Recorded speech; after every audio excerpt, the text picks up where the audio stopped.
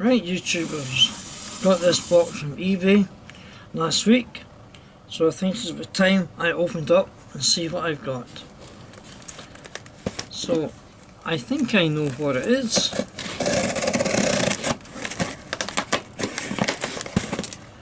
So it's like Christmas all over again.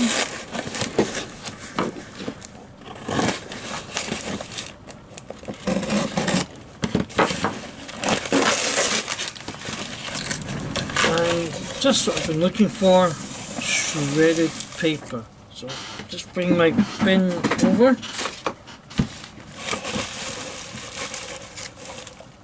This will be messy, all over the place. And here's what I'm looking for. There's one. I hope there's another one. There it is. And I think that's it. Okay, so don't need that anymore. As you can see, we've got two objects. I'm just going to open them up. It's easier to get at them if you open them up.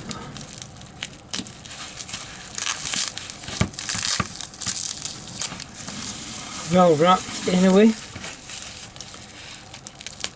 So, let's give feedback on that to the seller. And in here I have a Santa Fe with a paper label on it, and it's like an F7, and I think it's made by, I can't make out who that is yet.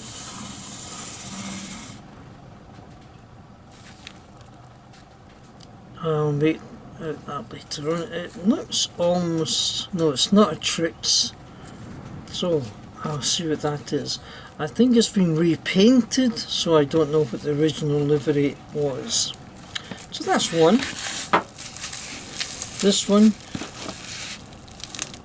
now I don't think I've ever had one of these before.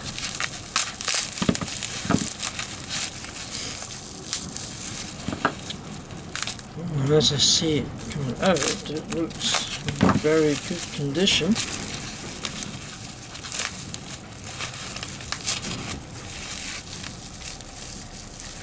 Very nice indeed.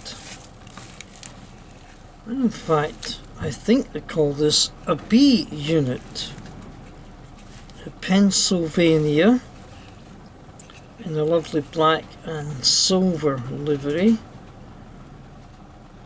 Again, I can't make out the manufacturer, but these two are sold separately, but I have a feeling they actually should work together.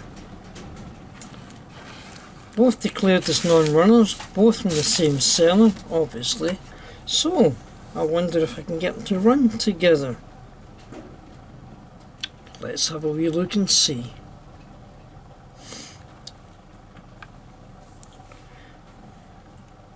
I'm going to start off with the main unit, which I think is often called the A unit. It's been repainted, I suspect. In fact, I'm kind of looking at, oh, where's my tweezers? This yellow strip looks as if it's a piece of paper stuck on, nice bit of trim. This bit here definitely been painted over, and the Santa Fe label is that, and underneath, it's hard to see in the camera, but underneath this paint is another livery, so it's obviously been repainted to look like a Santa Fe. And again, let me try and make out what its name is. Get a little magnifying glass.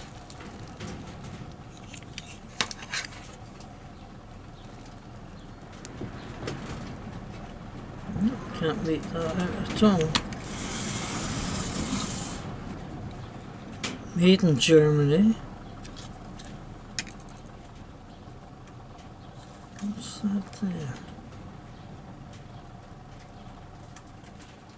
It's made in Germany, but it's not Trix. Okay, I'll check that out.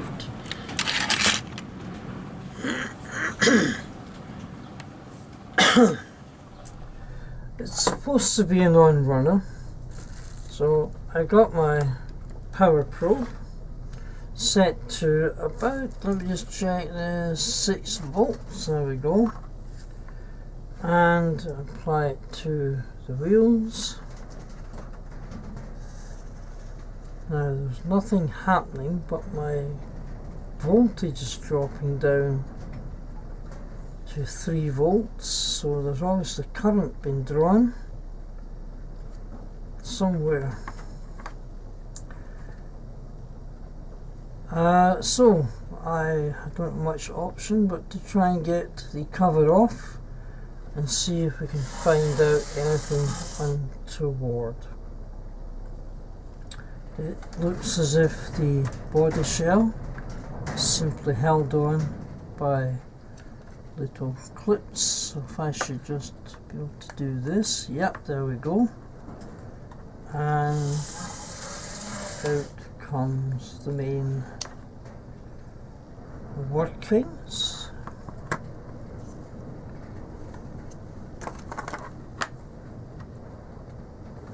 And this does look, shall we say, old.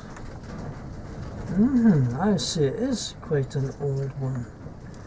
Look at the bulb. Screw-in bulb held in with a spring clip into a little cup. And there is a similar recess here, but the bulb is missing. And these 2 spring arms obviously feeding the bulbs, one on each side. So I think there should have been a bulb at that side. And the shape of it suggests this could be a chassis for a European style locomotive with a different body on it. And I think in order to adapt it to this kind of F7 where there is only one light at the front, that's why they've removed the bulb here. So this is obviously going to be the front. So there's a motor in there, centralized.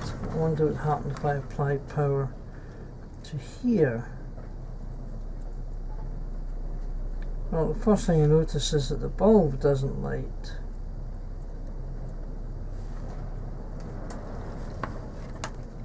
Right, I wonder what would happen if I just give it a little more voltage, put it up to 8 volts. And in fact, the bulb is trying to light, but the voltage has been dragged right down. But still no evidence of the motor turning. Okay, let's take this a little bit further.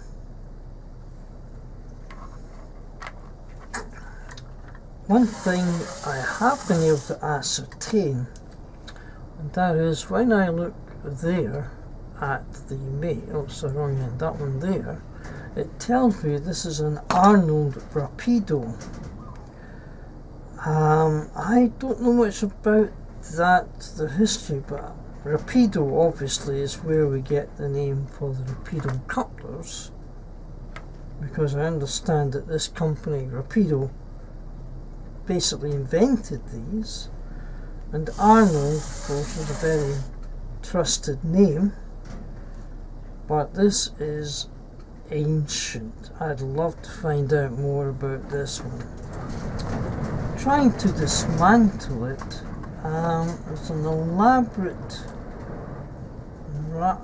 arrangement here that these 2 arms which feed onto the lamps seem to have some kind of connection to the pickups. So I can't see anything obvious. Yeah, right. Okay, let me just stop here for a little while to investigate further. Investigating further, the only thing I could see I could remove was the frame. Oops, lost it again. Was the frame for the bogie. And when I released the frame through a screw similar to that one, I can see that the bogie is held on by these arms. So if I think if I just slide that away, then that should release the bogie, like so. So obviously similar arrangement. Now do I need to take this off? Now that I know that just comes out, I'm going to try and remove the bogie by simply unclipping here, and similarly on the other side. And nearly there. Yep, nearly there. So that's that complete bogie out,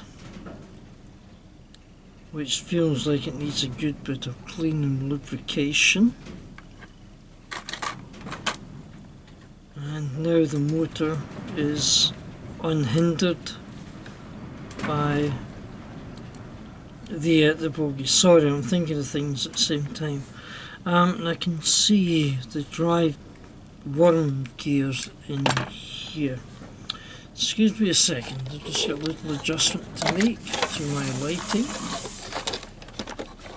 See if that will improve things. Yeah, we can see things now. So,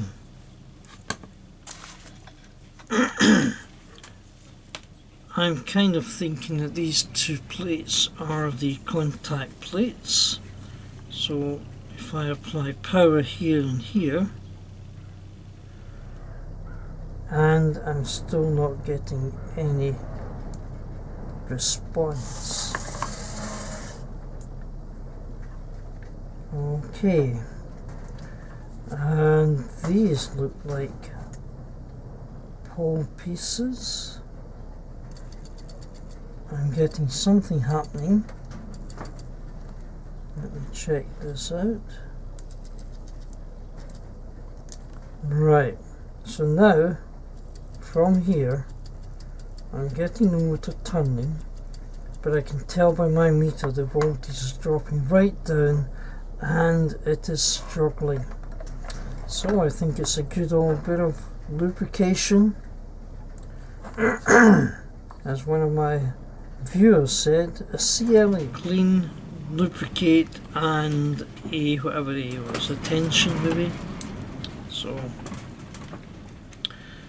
let's just take this down a bit further. These wire rods provide conduction to the motor, and also power to the lights. So what a strange arrangement.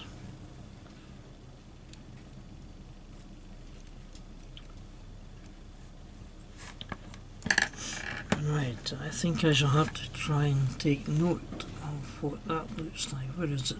There, looks like that there, and here, so that I can try and get it back again.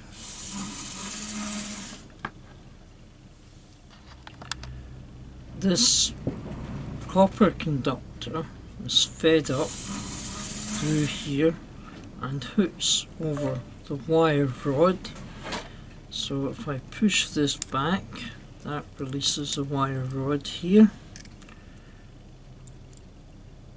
and this assembly is then removed. So similarly on this side, push back, release, and this assembly comes out. And I think that takes the motor out, and there is the chassis which has been milled into that there. So that is not free moving whatsoever. The motor appears to be sealed, so I'm not going to try and break it open, but I can see bearings at each end, so therefore I will apply just a little bit of lubrication.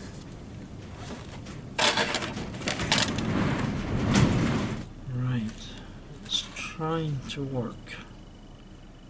Come on, come on. Trying to work.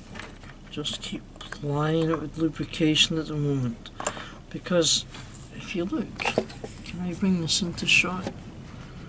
If you look, it's totally sealed. There's no plates I can open up, no clips that I can release, not unless I try to undo the chassis here, but I really don't want to do that. I don't want to. Up to 9 volts. Right, good.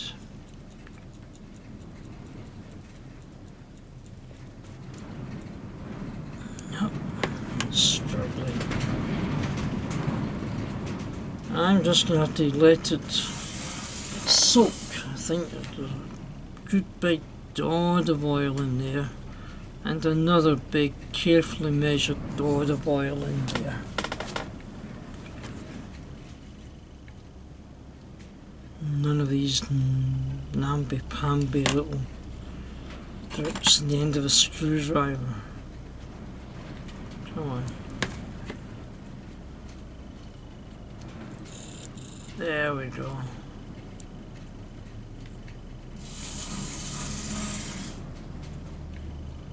Of course, I don't know what the state of the armature is. It might be that one of the coils is open circuit.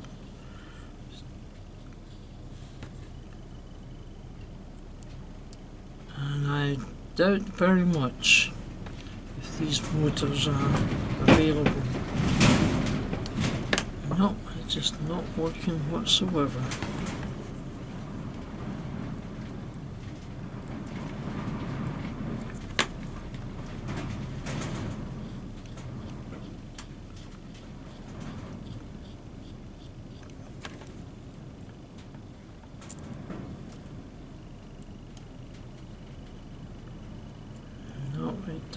It's not responding very well. Okay, I'm going to give it another shot.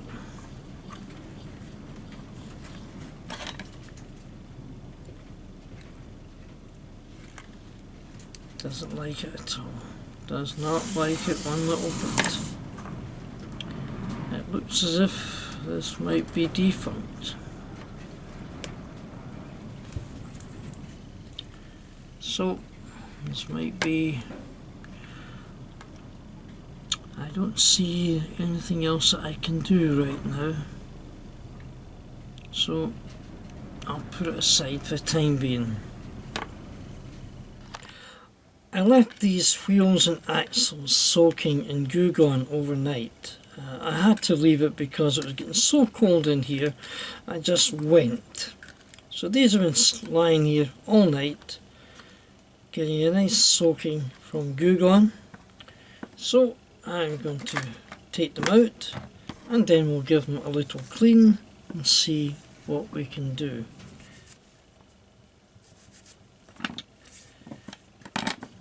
So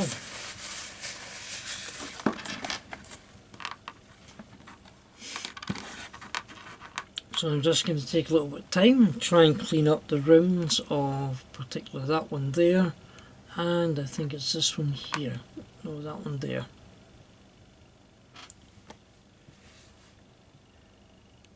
You may remember earlier on I left the motor to one side and I had it struggling to operate with over 6 volts. Well, I've left it for a while to allow the lubrication to soak in, and what I'm going to do is apply some voltage now. Just put my probes onto the contacts and I'm going to wind up the voltage very carefully.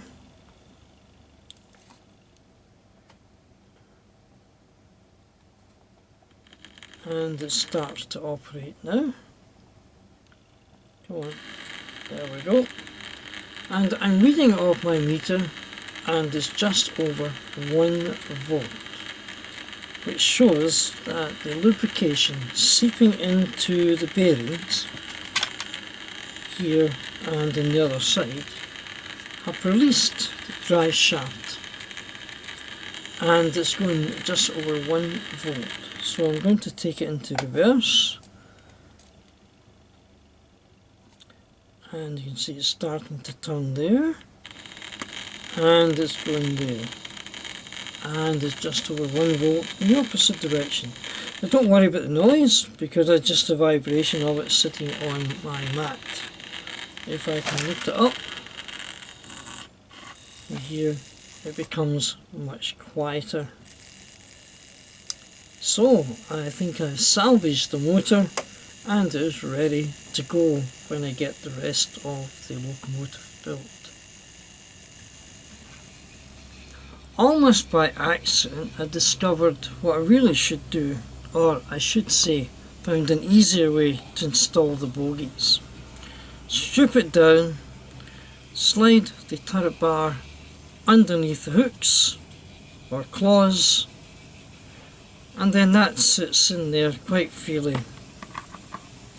And then I'm left to very easily drop the wheels into the bogie, ensuring I catch the pickup arms, and similarly with this side, and those are they.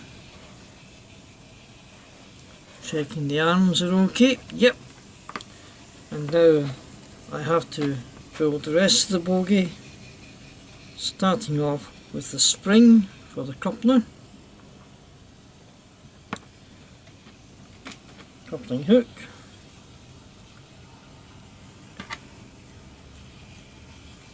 pull the spring back just a little bit, oops, slide the hook in, like so. Then the upper bogie frame, slightly behind and then push forward, and that is all held together by the screw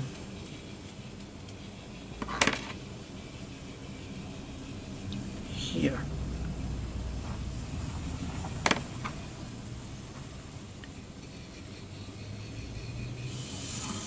Sorry, my hand is in the road again. In the road again. My hand is in the road again. And that, I think, should be that. Just give it a little bit of tightness, make sure the screws are okay. And what I should find is that by applying my power probe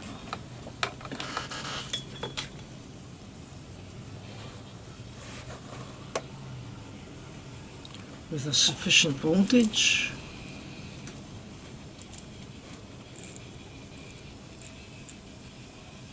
and there we have more or less a running locomotive.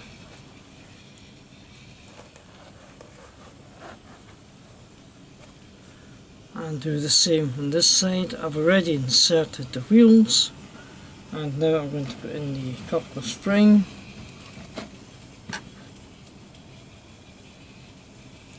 into the recess, then the coupling hook, pull the spring back, drop the hook in, and that's it there. Take the bogie,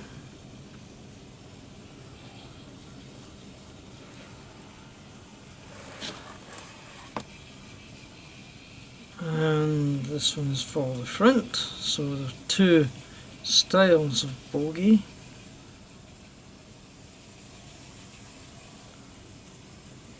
And that fits in very neatly there. And finally, screw.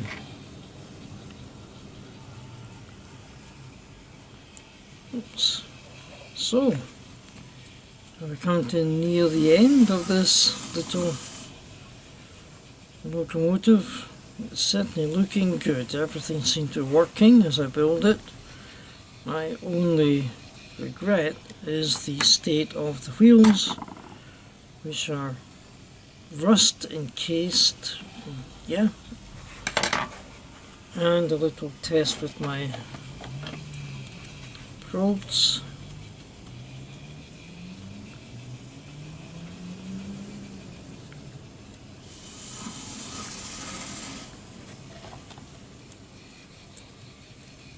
Definitely trying to work.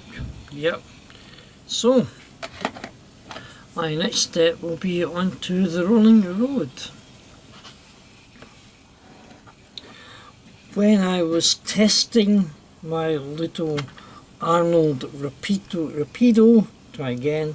When I was testing my little Arnold Rapido, I discovered something, and that is when I put it on to go forward, it went back. And that's because of the way I had wired the springs at the top. Let me just adjust the camera, let you see the springs in this one. There we go. So these two were actually reversed. So I stripped down the locomotive again, and taking note of which one's which, I set it all up again and rebuilt it, making sure that I got the cowcatcher bogie at the front and the normal one at the rear, and it's just running in. I'm running at 7 volts at the moment, which I don't think is too bad for a locomotive of this vintage. I'm just going to take the power down a wee bit and we'll put it into reverse. But I think it just needs a bit of running in. I have another thing to do, and that is to fit the lamp. The lamp will go to this end. So I'm just going to take this. I think it just basically clips into here. There's a little cup-shaped depression at the front. The head of the bulb fits in. The body of the bulb sits against that little wire contact, and the tip of the bulb fits against this frame. So this should allow the bulb to work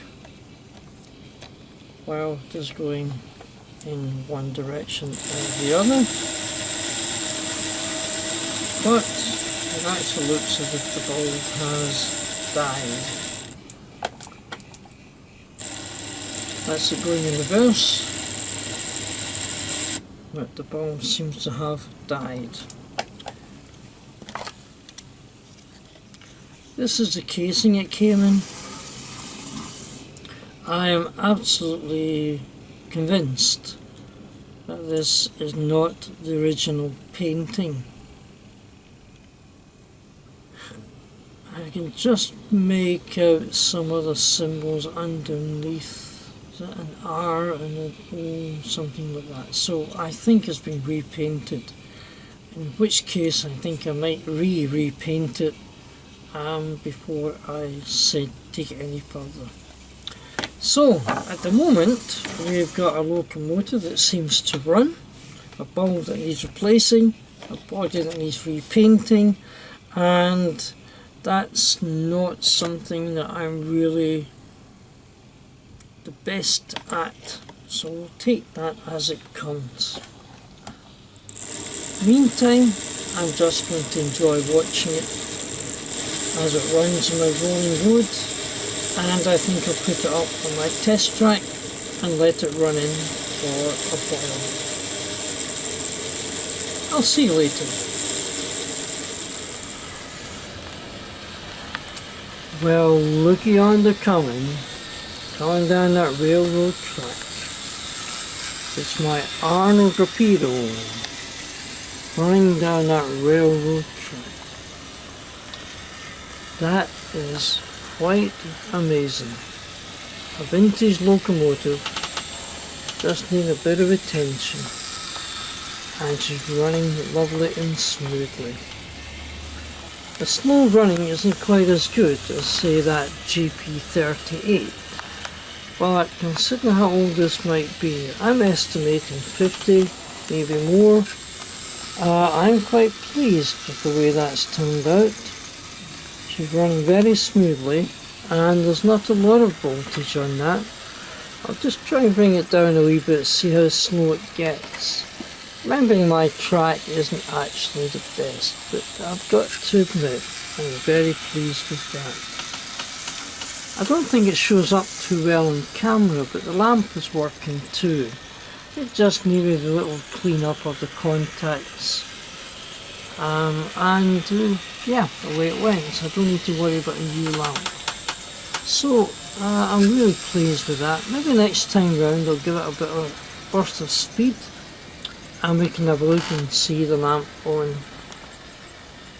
Being a filament lamp, it doesn't shine too brightly at low voltage. So I'll just scan over some of the other locomotives we're working on recently. Right, let's try and give it a bit more voltage, and you can just about see the lamp. Anyway, let me catch it up this time here. And we'll have a wee look at it as it comes round. I'll just bring it to a halt about here.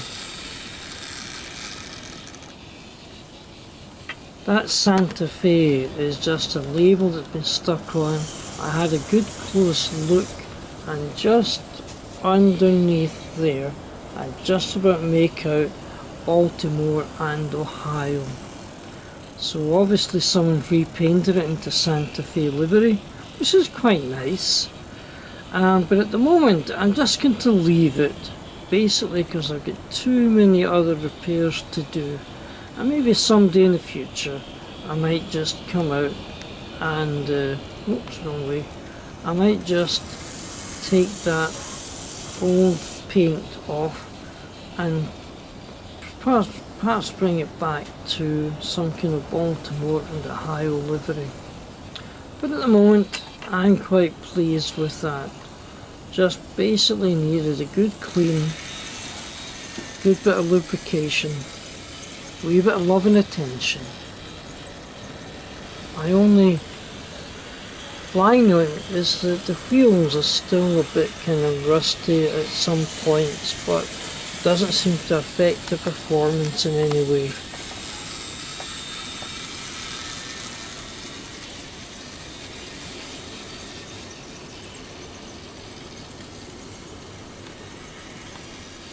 I came down to my shed this afternoon to film an end piece for my little locomotive, my F7, and I found that it wouldn't run on the layout, and neither would another locomotive I had as well.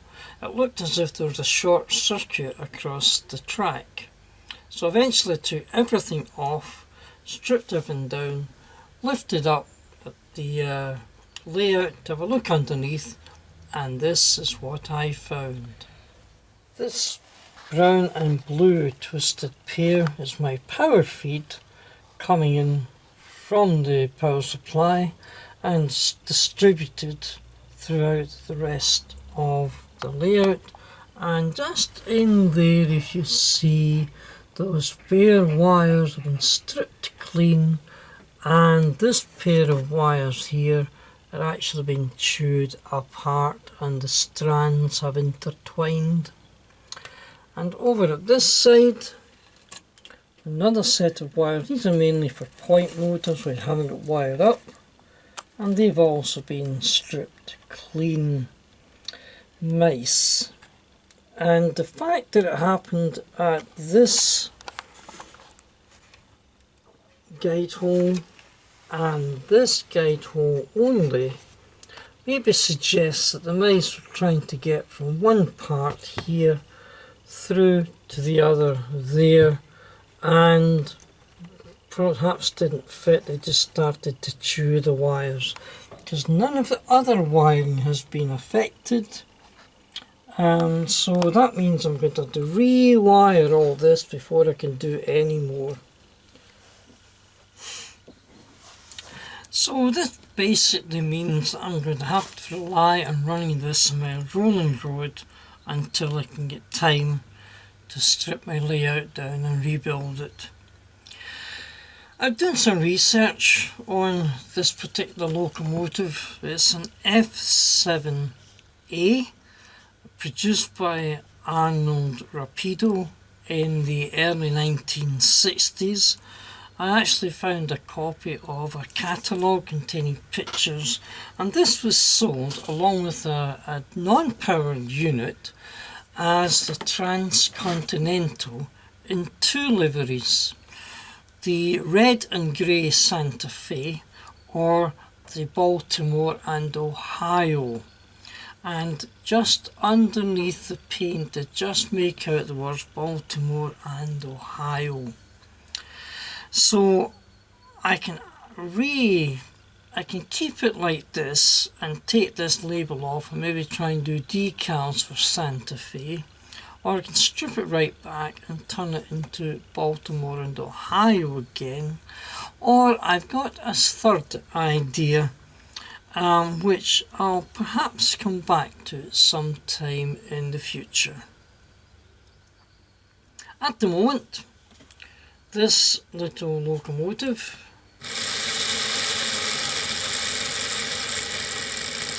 and because it was produced in the 1960s, early 1960s, that makes this about 55, 60 years old.